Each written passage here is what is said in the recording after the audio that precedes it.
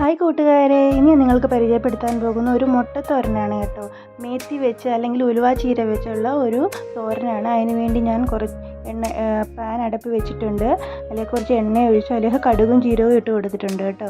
അതിനുശേഷം അതിലേക്ക് ഞാൻ ഉള്ളിയും പച്ചമുളകും അരിഞ്ഞത് ഇട്ട് കൊടുത്തിട്ടുണ്ട്. എന്നിട്ട് നമുക്ക് നല്ലതുപോലെ ഇളക്കി കൊടുക്കാം കേട്ടോ. നല്ലതുപോലെ വഴണ്ട് വരണമേ.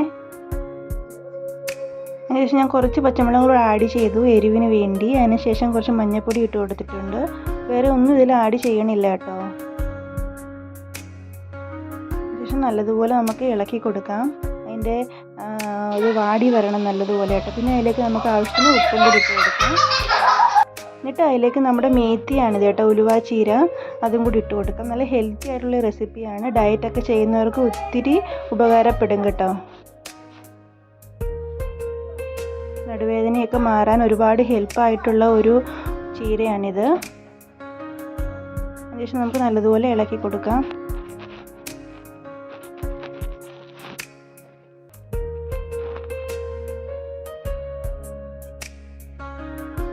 വേറെ മസാലകളൊന്നുമില്ല, ആഡ് ചെയ്യണില്ല കേട്ടോ. എന്നിട്ട് നമുക്ക് കുറച്ച് നേരം ഇത് അടച്ച് വെച്ചൊന്ന് വേവിക്കാം. ജസ്റ്റ് കുറച്ച് നേരം മതി, ഒന്ന് ആവി കയറാൻ വേണ്ടി. എന്നിട്ട് നമുക്ക് ഇതിലേക്ക് മുട്ട പൊട്ടിച്ചൊഴിക്കാം കേട്ടോ. നമുക്ക് എത്രയാണോ ക്വാണ്ടിറ്റി വേണ്ടി അതിനനുസരിച്ച് മുട്ട എടുക്കാം.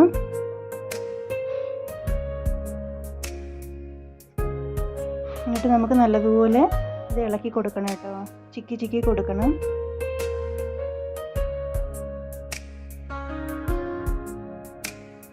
കുരുമുളക് പൊടി വേണ്ടവർക്ക് ആഡ് ചെയ്യാം കേട്ടോ. ഞാൻ പച്ചമുളക് ഇട്ടുകൊണ്ടാണ് പിന്നീട് അഡീഷണലായിട്ട് കുരുമുളക് പൊടി ഇടാഞ്ഞത്.